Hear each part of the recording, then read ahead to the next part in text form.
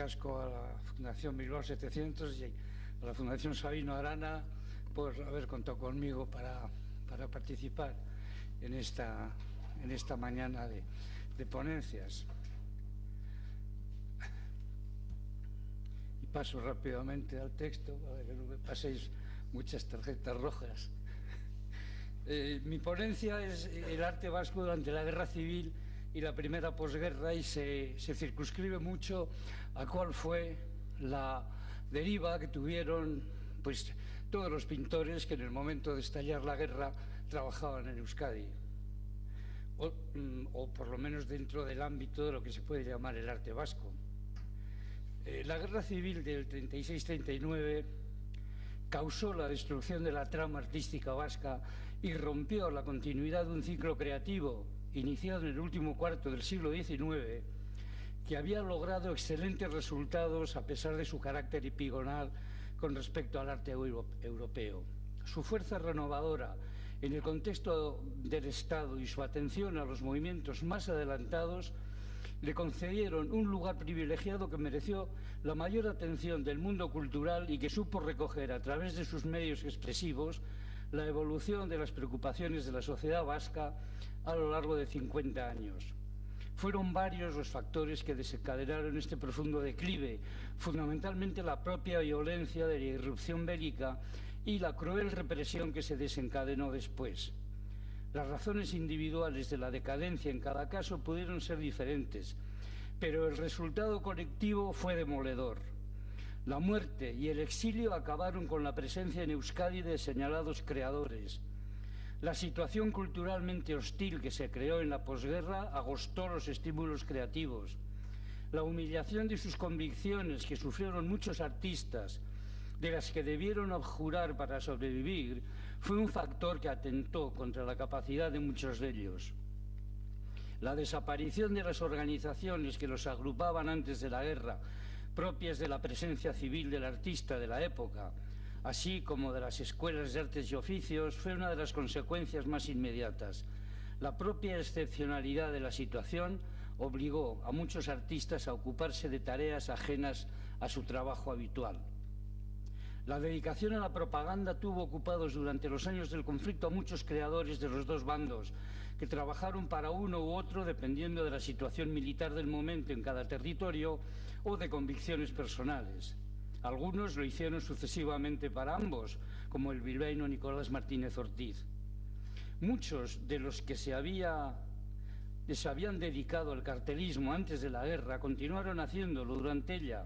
Así, el tolosar Ranik, Luciano Quintana Madariaga, siguió trabajando para el Partido Nacionalista Vasco, para luego exiliarse en Francia y después en Caracas. También trabajó para el nacionalismo Luis Las Heras Madinabeitia.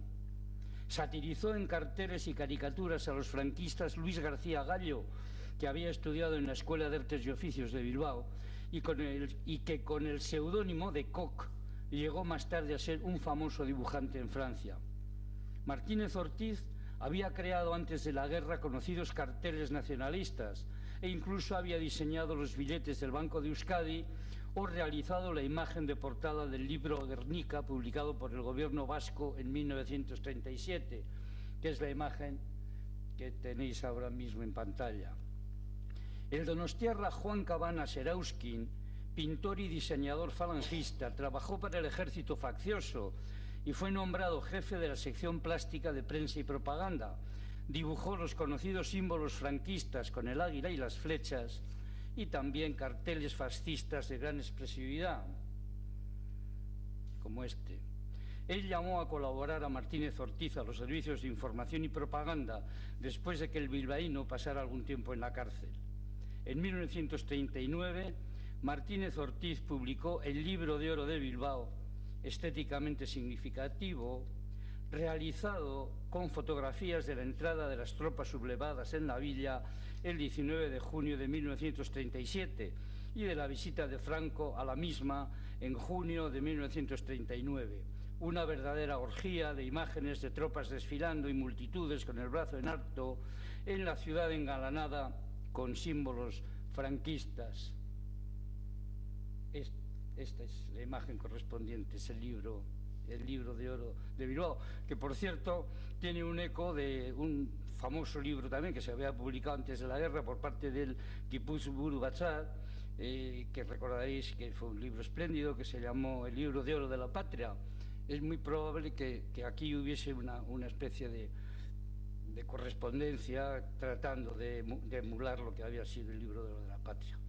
Fuera de estos trabajos esencialmente propagandísticos, no muchos pintores aportaron testimonios de la guerra que merecieran una atención especial, aunque los hubo de gran valía y muy significativos dentro del ciclo del arte vasco que terminó con ella. Algunos de ellos, sin embargo, no estuvieron estrictamente vinculados a la iconografía bélica. En Bilbao, en los 11 meses que transcurrieron desde el levantamiento hasta su caída, se creó la Casa del Huérfano del Miliciano, en cuya decoración colaboraron los pintores Tellaeche, Martínez Ortiz, Alberto José y Ricardo Arrue, Isidoro de Guinea, Genaro Urrutia, Antonio de Guezala, Félix Arteta y Ángel Larroque, y algunos escultores. La iniciativa se había hecho posible a través de la Asociación de Artistas Vascos, que expuso los bocetos en sus locales en diciembre de 1936, antes de que fueran también mostrados en París en el stand de Euskadi del pabellón español de la Exposición Universal. Las pinturas definitivas, inacabadas, fueron destruidas por las tropas franquistas. Los niños eran los principales protagonistas de varios de los diversos temas bucólicos, costumbristas y utópicos que desarrollaban. También en alguna otra propuesta de la Asociación de Artistas Vascos al Gobierno, creado en octubre de 1936, pudo estar el origen del grupo artístico Eresoinca, que acabó siendo organizado por el escritor, gestor y mecenas nacionalista Manuel de la Sota a requerimiento del lehendakari José Antonio Aguirre, después del encargo previo que éste había hecho al cantante y director de coros Gabriel Olaizola de crear el Coro Nacional Vasco. Eresoinca reunió a una serie de personas relacionadas con la danza y las interpretaciones corales vascas, a fin de difundirlas por Europa en la situación de guerra y exilio que se vivía, como expresión de la voluntad de un pueblo que no quiere morir. En las tareas de diseño del grupo intervinieron varios pintores. Ucelay y Tellaeche estaban ya en París cuando Eresoinca acabó de formarse allí, a causa de la exposición internacional del 37, pues eran el comisario y el subcomisario de la sección vasca, y además tenían la responsabilidad de la custodia de las obras de arte evacuadas del Museo de Arte Moderno de Bilbao, depositadas en el parisino Museo de Luxemburgo. Luego se unió al grupo Guezala, que junto a Ucelay se encargó de la escenografía, decorados y vestuario. Además, Guezala diseñó el símbolo de Eresoinca, una hoja de roble con dos bellotas sobre un hexágono de lados curvos. Otros artistas que colaboraron fueron el propio Tellaeche y sobre todo Ramiro Arrue, que desde 1911 vivía en Iparralde. Ucelay abandonó Eresoinca en 1939 para ir a vivir a Londres y dejó a Guezala como único responsable plástico. La última representación del grupo tuvo lugar en París en mayo de 1939, acompañada en una exposición de arte vasco, y se disolvió en agosto del mismo año ante la amenaza de la guerra mundial que estalló el 1 de septiembre. Merecen la pena citarse dos cuadros que pintó Guezala en el contexto de Eresoinca, titulados precisamente Eresoinca 8 horas 45 y Eresoinca 20 horas 45. En ellos se recogen dos momentos de su actividad separados por 12 horas, la llegada matutina de los decorados al teatro y el comienzo de su montaje, y los momentos previos al inicio de la función, que es este proyecto. En uno de ellos aparecen Guezala y Ucelay, y en el otro Guezala, Manuel de la Sota y otros componentes del grupo como Olaizola y Jordá de Gallastegui. Las obras son muy interesantes por su carácter documental e instantáneo, que nos hace recordar la inclinación de Guezala a la fotografía. Entre las imágenes a que me voy a referir en esta charla, destacan estas por su mansedumbre civil y su naturaleza culta, levantadas para testimoniar un acontecimiento artístico sin más argumento que los trabajos de una dedicación noblemente creativa, a pesar de tratarse de acontecimientos políticamente comprometidos. Hemos visto ya ejemplos de cartelismo propagandístico y ahora los veremos de ilustraciones, donde apareció una iconografía bélica muy explícita, narrativa e ideológicamente. Uno de los ciclos artísticos más singulares de los ejecutados durante la guerra fue el conjunto de 32 dibujos que Carlos Sáenz de Tejada, vinculado familiarmente a La Guardia, publicara en la revista inglesa The Illustrated London News, más otros 6 para The Sphere, realizados en el frente a lo largo de 1937. Tejada retomaría el asunto desde Sevilla y después desde Madrid para ilustrar el libro Historia de la Cruzada Española, que se publicó entre 1939 y 1940 con más de 200 dibujos, aunque no todos fueron suyos. Los de Sáenz de Tejada, de calidad, pero grandilocuentes, recogían con total parcialidad las atrocidades cometidas por el ejército republicano, particularmente en su iconoclasia religiosa, al mismo tiempo que cantaban las gestas del ejército sublevado. La habilidad del pintor, su dibujo preciso y su fuerte dinamismo conceden a estas imágenes un valor de época que apenas puede paliar su descarnada facundia ideológica. La revista falangista Vértice, ideada por Cabanas Erauskin y que se publicaba en Donostia, había utilizado dibujos de Tejada tanto de moda como de guerra en 1937 y 1938. La pronta entrada de las tropas fascistas en Donostia y las industrias gráficas que en ella existían facilitaron que allí se editaran mucho material propagandístico y revistas como la citada, la juvenil Flechas y Pelayos y la humorística La Ametralladora, que como saben fue la revista que dio origen a La Codorniz. Por las particulares circunstancias en que se desarrollaron otros ciclos dibujísticos, a veces terribles y de enorme precariedad de medios, hay que destacar los que se crearon en las propias cárceles. El pintor, dibujante e ilustrador Pedro Antequera Azpiri dejó un extraordinario testimonio de su estancia en las cárceles franquistas a través de las caricaturas de sus compañeros de prisión. Su amigo y también ilustrador David Álvarez dejó dibujos y algunas tallas antes de ser fusilado. Los dos eran nacidos en Madrid, pero habían coincidido durante 15 años en Donostia. Eduardo Lagarde, arquitecto y militar donostiarra, nacido en Toledo, simpatizante con la monarquía, dibujó escenas del campo de batalla y de las cárceles republicanas donde estuvo confinado, que fueron publicados en 1938. Algunos de los otros artistas que también sufrieron cárcel, como los guipuzcoanos Simón Arrieta y José Sarriegui, y los vizcaínos José Arrue y el escultor y sindicalista Amador Lucarini, pudieron seguir trabajando mientras cumplían condena. Joaquín Lucarini, hermano de Amador, nacido en Araba y escultor más conocido, pronto adaptó su interesante estética art déco a una más tradicional, clasicista y ciclópea, y realizó las esculturas de personajes relacionados con el Cid Campeador que flanquean el puente de San Pablo en Burgos, ejemplo de artificiosa y megalómana glorificación de la historia.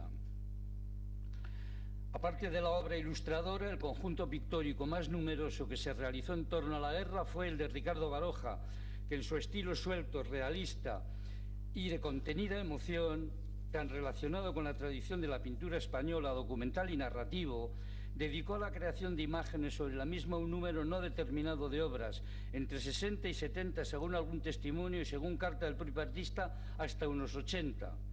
Baroja tituló a esta serie Croquis de guerra y fue realizada entre 1936 o 1937 y 1941, si bien pintó alguna otra obra posterior relacionada. El mismo pintor confesó sus pretensiones de hacerlas acercarse al divino Goya de los desastres. Baroja fue, como Goya, un estupendo grabador.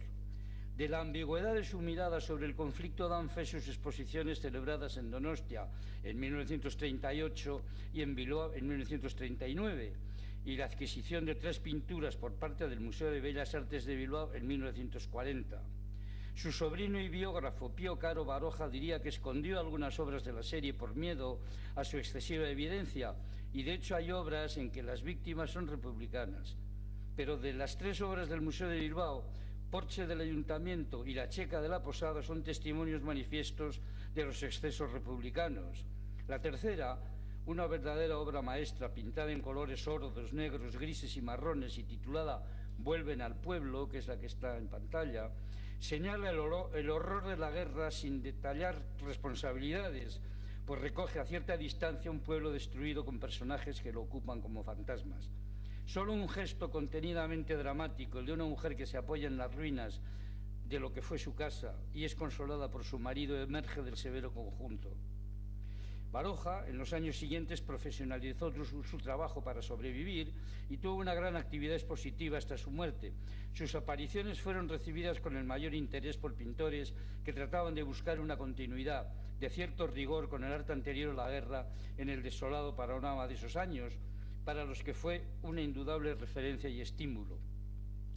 Pero las pinturas más conmovedoras, valiosas y de mayor valor simbólico que se produjeron en el arte vasco por razón de la guerra civil fueron sin duda las que realizó Aurelio Arteta, que dedicó 2 obras de extraordinario vigor y profundidad testimonial y reflexiva a representar episodios bélicos. Una es la llamada evacuación de un pueblo, que representa el momento en que los gudaris organizan el desalojo de un pueblo por parte de ancianos, mujeres y niños en carros de bueyes, con la imagen protectora de un soldado en primer término centrando la composición. La otra es la que, por su ambición y maestría épica, mejor resume la tragedia sobrevenida en el ámbito social y cultural vasco. Se trata del Tríptico de la Guerra, realizado en 1937 en Biarritz y que se ha vinculado al bombardeo de Guernica, aunque no hay en él ningún dato que permita establecer esta conexión. Está compuesto por 3 escenas llamadas el Frente, el Éxodo y la Retaguardia. En la primera aparece un joven gudari con un fusil que otea con impotencia el cielo, por el que atraviesan bombardeos. A su lado pueden verse a otros 2 compañeros muertos. En el Éxodo, varios barcos esperan en el puerto el embarque de una serie de hombres.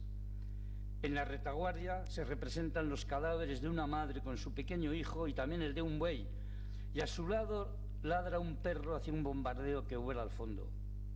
Arteta siempre tuvo una clara inclinación simbolista y es fácil una primera lectura en la que puede verse que el autor quiere tratar el horror de la guerra, su crueldad y su capacidad destructora. Pero para encontrar el verdadero significado que se esconde en la obra hay que entrar más en la naturaleza de las figuras presentes. En el Frente asistimos a la muerte de la juventud masculina, mientras que en la Retaguardia son la mujer y su hijo quienes mueren, con lo que se consuma la desaparición del triángulo familiar y la línea del futuro. Pero junto a la mujer hay 2 animales, un buey muerto y un perro que lanza su lamento.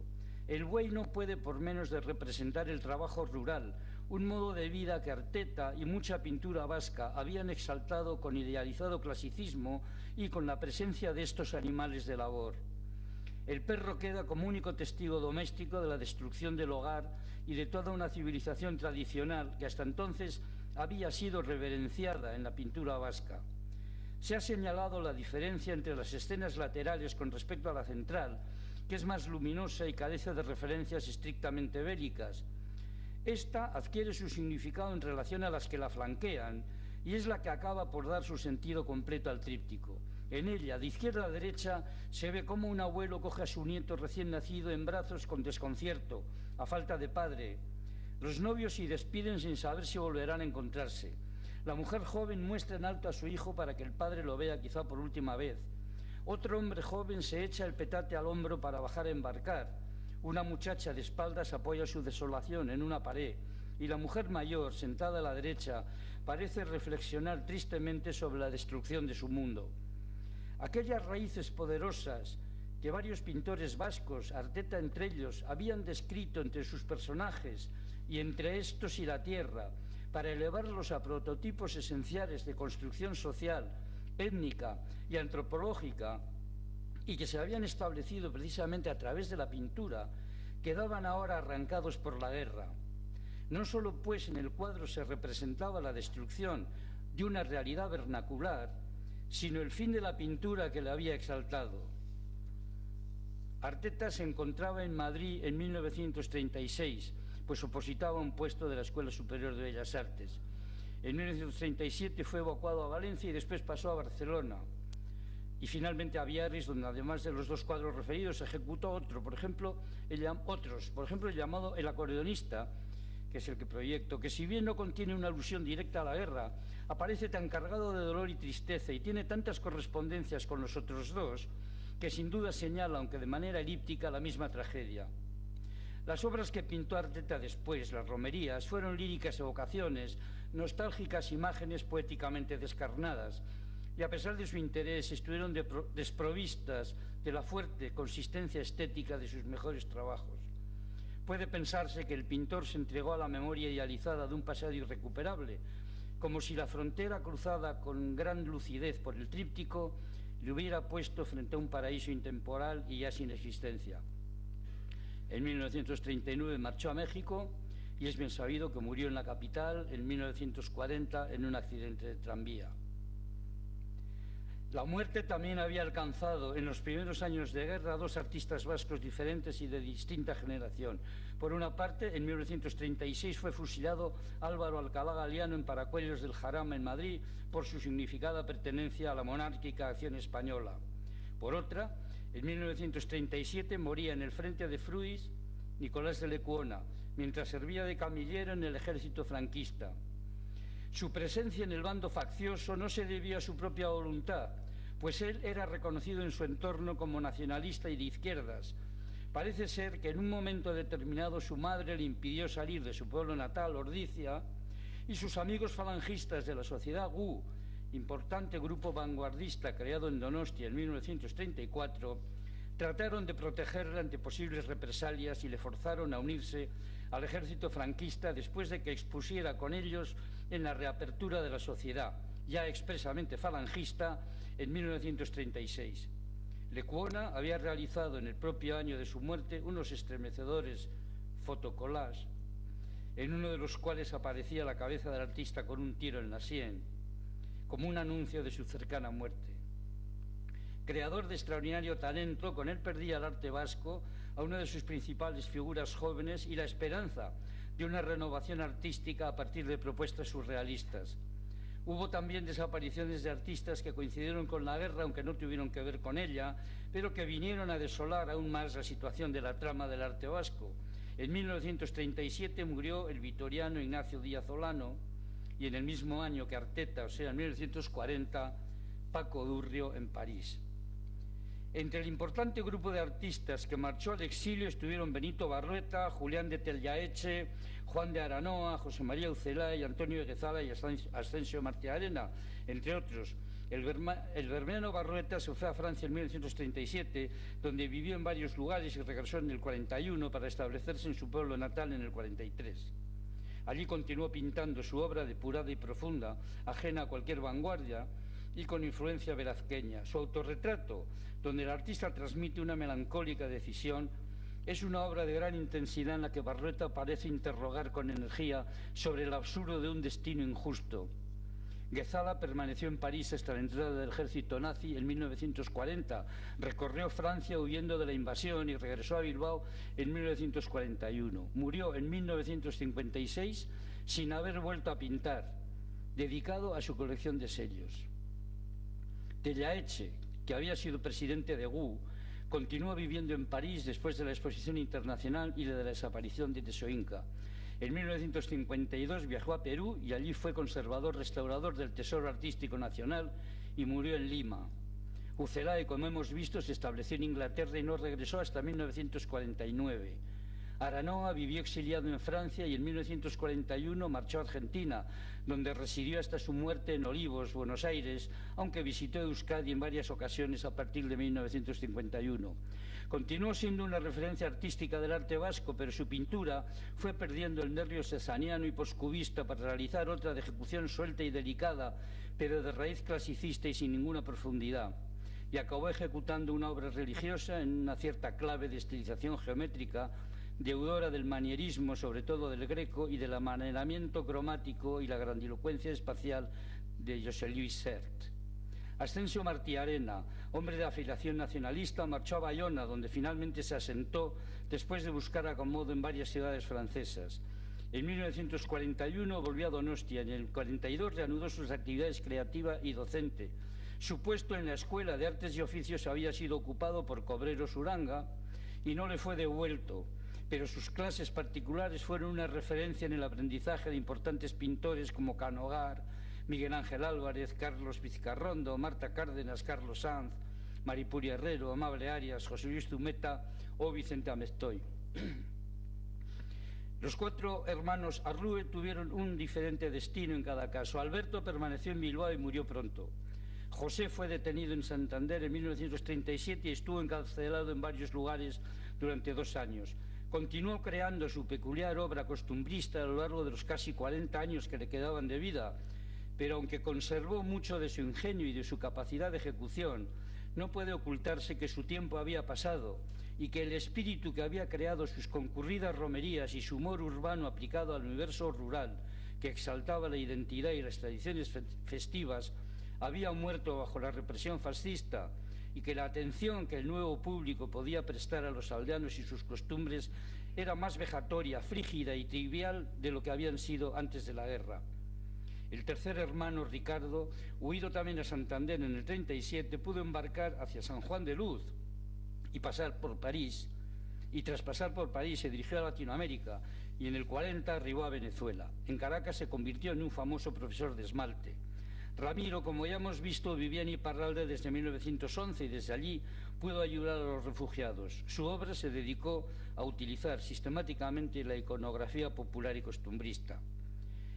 Entre los artistas que permanecieron desde un principio en el Estado con mayor o menor complacencia con la situación de los territorios dominados paulatinamente por el franquismo y la dictadura instaurada tras la guerra, figuran algunos de los nombres más reconocidos del arte vasco que había fructificado entre la última década del siglo XIX y 1936, como Losada, Amárica, Zuloaga, Maeztu, los hermanos Zubiaurre, Salaverría, Larroque y el escultor Quintín de Torre. Hasta su muerte en 1949, Losada continuó al frente del Museo de Bellas Artes de Bilbao, que dirigía desde su creación en 1908, y llegó a haber construido el nuevo edificio que se terminó de levantar en 1945. Pero su pintura hacía tiempo que había dejado de ser un episodio relevante del arte vasco, al que había aportado desde 1914 una iconografía irreal y de un falso y periclitado costumbrismo. El alavés Fernando de Amárica vivió 20 años en la dictadura. En la guerra, con Vitoria inclinada desde un inicio por el franquismo, viajó por Galicia, también zona fascista, y luego continuó pintando sus bellos paisajes movidos por ritmos modernistas y deudores de Anglada Camarasa. En el contexto de la pintura alavesa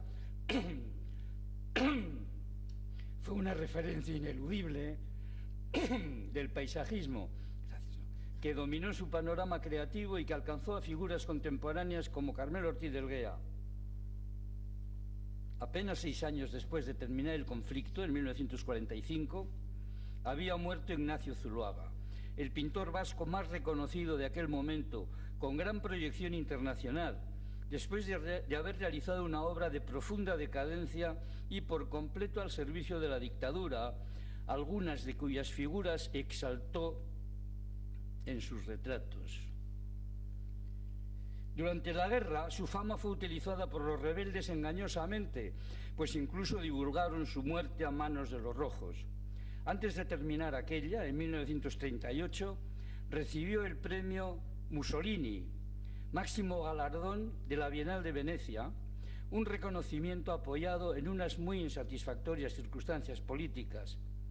Además de un conocido retrato de Franco, pintó a la familia del dictador y a la aristocracia y a la alta burguesía del primer franquismo, aunque alcanzó a realizar alguna obra de valor, si bien con su expresión poderosa, pero anacrónica y reaccionaria. Este es el retrato de Millán Astray, el jefe de la Legión. Un año antes que Zuloaga, había muerto en Bilbao Alberto Arrue, todavía reflejando el proletariado de la Ría del Nervión, aunque perdido por completo el nervio de sus mejores momentos y utilizado por los franquistas que lo incorporaron tempranamente a sus exposiciones. En el 47 desapareció el alavés Gustavo de Maeztu, refugiado en Estelle, que llevó a cabo en esos años una pintura desprovista de interés, en la que destacó la iconografía de los vencedores de una guerra que había segado un universo cultural que él había también contribuido a enriquecer. Ángel Larroque aceptó la nueva situación, pero desembocó en una pintura contradictoria, secreta y delirante, que González de Durana describió como sembrada de brujas, raptos satánicos, violaciones de mujeres, peleas a navajazos entre bandoleros de una parte y de otra, toda una secuencia de bacanales, orgías dionisíacas y desenfreno de apetitos sensoriales plagados de sátiros, vestales y bacantes. En lo que hace a los hermanos Valentín y Ramón Zubiaurre, que vivían en Madrid salvo los veranos, permanecieron allí durante la guerra a pesar de la contraria insistencia de su hermana Pilar, que se exilió a México con su marido el bilbaíno Ricardo Gutiérrez Abascal, Juan de la Encina, crítico de arte y director entonces del Museo de Arte Moderno de Madrid. Valentín, aunque inicialmente defendió la causa republicana, pronto aceptó al nuevo régimen y participó en la primera Exposición Nacional de Pintura y Escultura de Valencia, organizada por la Falange en el verano del 39. Ramón pensó en ir al exilio antes de que terminara la guerra, pero no marchó hasta 1940 y viajó a Uruguay y luego a Chile, donde vivía hasta el 51. A su regreso a Madrid tuvo una acogida hostil, pero pronto normalizó su situación. Ninguno de los dos hermanos realizó después de la guerra obra parangonable a la que ya habían ejecutado antes. Al guipuzcoano Elías Salaverría el levantamiento le sorprendió en Madrid, de donde pasó a Valencia, y allí fue apresado y salvó la vida gracias a la intercesión de Bienabe Artía. Después de marchar a Francia, pronto regresó y tuvo presencia académica y murió accidentalmente en Madrid mientras restauraba los murales de la iglesia de San Francisco, el Grande. El propio Bienabe Artía se exilió primero a Francia y después a diferentes países latinoamericanos, Argentina, Chile, Bolivia, para regresar a Euskadi en el 48. Los artistas más jóvenes, los nacidos ya en el siglo XX, como Nicolás Lecuona o La Sagasti, Juan Cabanas Erauskin o Carlos Rivera, los cuatro pertenecientes a la Sociedad Donostiarra GU, y con una ambición artística que alimentó la perspectiva de un renacimiento del arte vasco, en particular empuje y contemporaneidad, sufrieron suertes diferentes, pero todos ellos o bien desaparecieron como Lecuona, de quien ya he hablado, o bien perdieron su inicial capacidad creadora. O La Sagasti, que había realizado obras notables en diferentes opciones vanguardistas, acabó pronto convertido en un retratista mediocre de la burguesía guipuzcoana y desapareció en pocos años consumido por el alcohol. Cabanas Erauskin, al que ya hemos visto como responsable de importantes intervenciones en el aparato de propaganda de Franco, tuvo también una lamentable evolución relacionada quizá con la decepción que sufrieron muchos falangistas a partir de 1941 por el rumbo de la dictadura. Sufrió una depresión que le impidió pintar y marchó a América en el 45. Vivió en Buenos Aires, Chile y Perú, donde murió años más tarde. Carlos Rivera, nacido en Alcira, pero afincado en Donostia, había creado en los primeros años 30 interesantes cuadros surrealistas, pero luego de la guerra llevó su pintura a lugares absolutamente convencionales y se dedicó a la crítica de arte en el periódico donostiarra La Voz de España. Si bien participó en diferentes empresas culturales de limitado alcance en la ciudad. Es cierto que el conservadurismo de la sociedad franquista no estimulaba ninguna aventura artística mínimamente arriesgada, pero es reseñable la oscura deriva común de estos pintores que habían sabido conectar temprano con una vanguardia internacional y que habían hecho pensar que en esos años el mayor interés creativo se había desplazado de Bilbao a Donostia. Así estaba la situación del arte vasco cuando en 1948 se inició una profunda y sorprendente renovación. En el 49 regresó Ucelay de Inglaterra y desarrolló hasta su desaparición, una pintura figurativa de gran calidad e impronta cosmopolita, entre surrealista, metafísica y dandy, de manera que puede pensarse en él como el artista vasco que había iniciado su obra en los años anteriores a la guerra, que más consiguió mantener intacta su creatividad y hacerla crecer durante la dictadura, al menos entre los que habían sido directamente alcanzados por la guerra. Pero el año anterior se habían producido dos acontecimientos decisivos para el futuro del arte vasco. Regresó Oteiza, que había abandonado Euskadi en 1935 y desarrollado en distintos países latinoamericanos una carrera importante como ceramista, escultor y teórico del arte, dentro de unos supuestos de pensamiento estético vanguardista. Oteiza había sido ya premiado en Donostia antes de partir y era amigo de Lecuona. Por otra parte, ese mismo 1948 inició su carrera un escultor nacido en Donostia, Eduardo Chillida, que iba a situar el arte vasco en los años siguientes en un lugar internacional absolutamente puntero e iba a crear unas pautas estéticas que el arte vasco seguiría a continuación. En 1952 volvió de Argentina también Néstor Basterrechea, exiliado con 12 años, que había iniciado allí una carrera como pintor expresionista. Pero esta nueva etapa nada o casi nada tendría que ver en cuanto a su naturaleza artística con la que la guerra había destruido implacablemente, salvo en algún caso muy concreto y de manera relativa. Sin embargo, consiguió imponerse de forma extraordinaria y abrir otro ciclo creativo sin solución de continuidad que 70 años después todavía proporciona referencias importantes a ámbitos culturales más extensos que el propio. Es que ricasco.